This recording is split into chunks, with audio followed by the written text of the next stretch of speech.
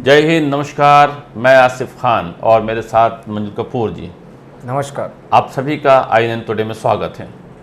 आपने देखा होगा कि जब योगी सरकार बनी उत्तर प्रदेश में और योगी जी ने मुख्यमंत्री की शपथ ली और उन्होंने एक दबंग ऐलान किया कि उत्तर प्रदेश से क्रिमिनल चले जाएं या अपराध छोड़ दें या प्रदेश छोड़ दें। लोगों में एक बड़ी राहत थी कि एक राम राज स्थापित हो गया है और यहाँ पर एक नई ज़िंदगी की, एक खुशहाल ज़िंदगी की शुरुआत होगी। लेकिन उनकी गिरफ्त मुजरिमों पर पूरी तरह से नहीं रही और उत्तर प्रदेश का ना तो रेप कांड कम हुआ, ना हत्याकांड और न ही किडनैपिंग।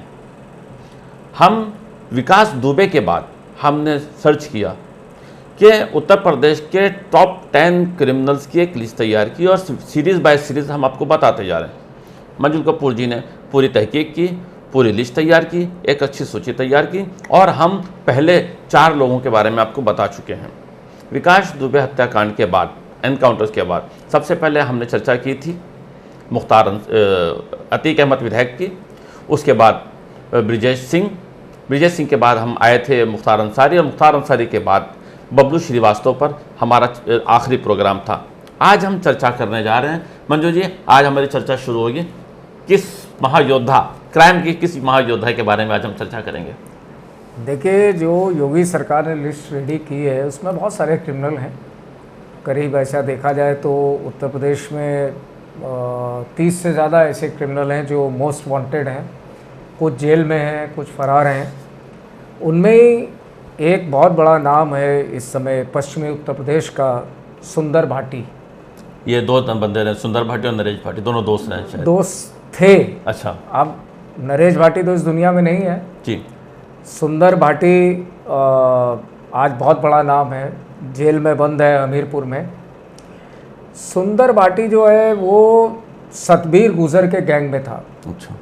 और नरेश भाटी की भी उस गैंग में एंट्री हुई। तो नरेश भाटी यूँ तो बहुत पढ़े लिखे परिवार से था। उसके चाचा SDM थे, उसके ताऊ विदेश मंत्रालय में सचिव थे। क्या बात। तो एक पढ़ा लिखा परिवार से था और उसकी बैकग्राउंड बहुत अच्छी थी परिवार की। लेकिन जायदाद के सिलसिले में कुछ हत्या हुई उसके ताऊ और चाचा की और वो जुर्म की दुनिया में आ गया। तो जब वो जुर्म की दुनिया में आया तो उस समय वहाँ का सबसे बड़े अपराधी सतबीर गुजर और महेंद्र फौजी थे। उनके गैंग में नरेश भाटी शामिल हुआ। वहाँ सुंदर भाटी था। सुंदर भाटी और नरेश भाटी दोनों अच्छे दोस्त बन गए। हाँ।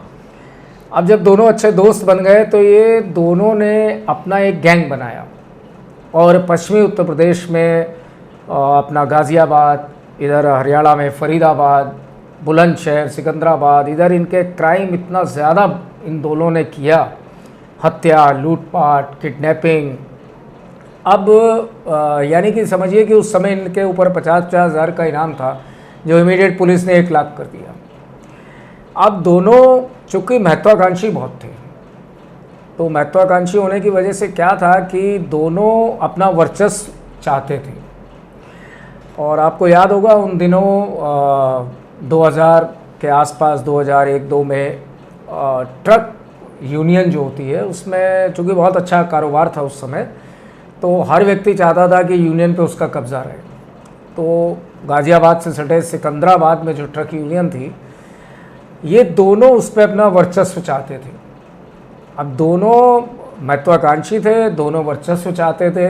हालांकि दोनों वहाँ पे उस साल कोई पद पा नहीं पाए, लेकिन उस सिलसिले में ट्रक यूनियन के 2 लोगों का मर्डर भी हुआ, वो भी इल्ज़ाम इनके ऊपर आया। लेकिन वहाँ से इनकी दोस्ती में एक खटास पैदा हो गई, एक दरार शुरू होती है। दरार शुरू हो गई। चूँकि महत्वाकांक्षी जब दोनों ही हैं तो कहीं ना कहीं तो दरार आएगी, क्योंकि दोनों अपने आप में बाहुबली, दोनों अपने आप में एक्सपर्ट।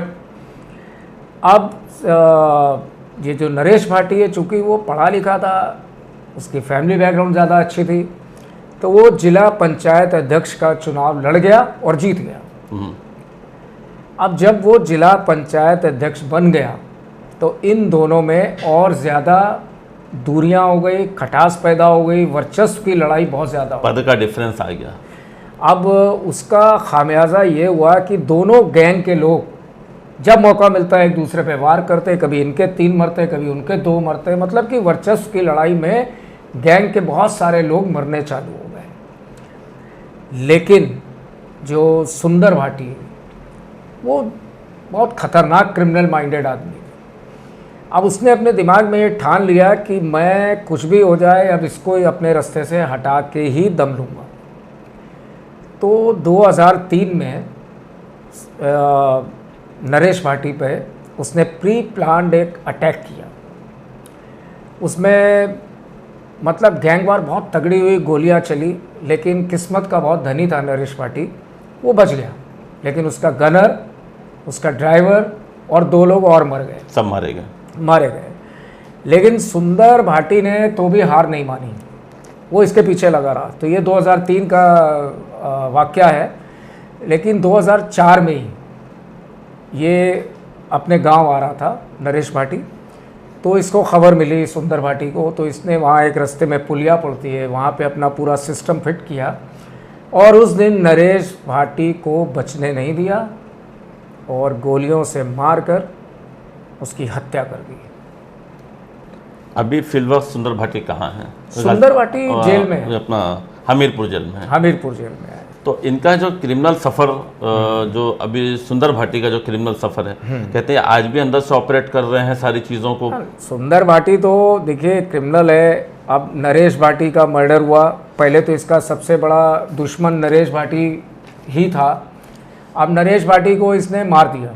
तो जब नरेश भाटी को मार दिया तो नरेश भाटी के जो भाई हैं रणपाल भाटी आ गए और उन्होंने सबसे पहले सुंदर भाटी के भाई और 3 लोगों को मौत के घाट उतार दिया, अपना बदला लिया। गैंग वॉर शुरू हो चुका था, हो चुका है, लेकिन वो ज़्यादा दिन चला इसलिए नहीं क्योंकि जो रणपाल भाटी था नरेश का भाई, उसका आतंक बहुत ज़्यादा बढ़ने लगा, बहुत हत्याएं करने लगा। तो पुलिस जो है वो उसके पीछे लग गई और पुलिस ने उसका एनकाउंटर कर दिया। लेकिन सिलसिला यहाँ भी नहीं थमा। अब रणपाल मरा तो उससे छोटा भाई रणदीप कूद गया जुर्म की दुनिया में अपने भाई का बदला लेने के लिए। लेकिन 2014 में चूँकि सुंदर भाटी बहुत ज़्यादा क्राइम में चला गया था और अपना वर्चस्व पूरे पश्चिमी उत्तर प्रदेश में मनाना चाहता था, तो पुलिस ने इसको, ये घर पे एक फंक्शन में मिलने आया हुआ था, तो वहाँ से जैसे ही निकला तो पुलिस ने इसको अरेस्ट कर लिया 2014 में और तब से वो जेल में है। लेकिन दुजानी गैंग है वहाँ पे यूपी में, उसने सुंदर भाटी की सुपारी दी मुन्ना बजरंगी को 1 करोड़ रुपए की। तो वो जेल से सारा सिस्टम सेट हो रहा था, ये खबर पुलिस को भी लग गई, पुलिस ने भी सुंदर भाटी की सुरक्षा बढ़ा दी। लेकिन सुंदर भाटी देखिए इतना क्रिमिनल माइंडेड है कि कहा जाता है कि मुन्ना बजरंगी की जो हत्या हुई है वो पूरा प्लान सुंदर भाटी ने किया था और सुंदर भाटी ने मुन्ना बजरंगी को भी रास्ते से हटा दिया और आज वो जेल में बैठ के अपने गैंग को बखूबी चला रहा है। लेकिन विकास दुबे कांड के बाद हमारी पुलिस प्रशासन बहुत सतर्क हो गया, शिकंजा मजबूत किया है। और अभी हाल में ही योगी सरकार ने सुंदर भाटी का जितना भी अवैध निर्माण गांव में था, खेत का कुछ पार्ट था, वो पूरा सील कर दिया है, अवैध निर्माण पूरा गिरा दिया है। तो इसको फाइनेंशियली कमर तोड़ रही है पुलिस। अब चूँकि ये जेल में है और केस अभी चल रहे हैं, केसों का फैसला अभी आया नहीं है, 40 से ऊपर केस हैं सुंदर भाटी के ऊपर। लेकिन कहा जाता है, ऐसा जो लोग बोलते हैं या जो भी जेल से खबरें आती हैं, कि सुंदर भाटी का वर्चस्व आज भी प्रशासन में, पुलिस कायम है, पुलिस में, प्रशासन में, राजनीति में, जिसकी वजह से वो सेफ है। हालांकि योगी सरकार ने कमर कस रखी है ऐसे अपराधियों के एनकाउंटर की, लेकिन अब देखिए क्या होता है। फिलहाल तो वो जेल में है। तो ये था सुंदर भाटी का इतिहास। कहते हैं बदनाम ना होंगे तो क्या नाम ना होगा। नाम 2 तरह से बनते हैं। किसी ने क्या खूब कहा है कि काम ऐसा करो कि नाम सुनते ही काम हो जाए, या नाम ऐसा कर लो कि नाम लेते ही काम हो जाए। दोनों में फ़र्क है, अपनी अपनी सोच है, कौन किस मुकाम तक पहुंचना चाहता है और कौन किस मुकाम तक पहुंचना चाहता है। बहरहाल ये क्राइम की जो सीरीज़ है ये जारी रहेगी। अगली बार फिर किसी और क्रिमिनल की लिस्ट के साथ हम बैठेंगे, उसकी पूरी कुंडली के साथ हम आपको आगाह करेंगे।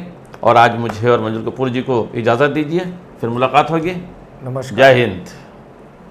For more details, subscribe to our channel INN Today and press the bell icon.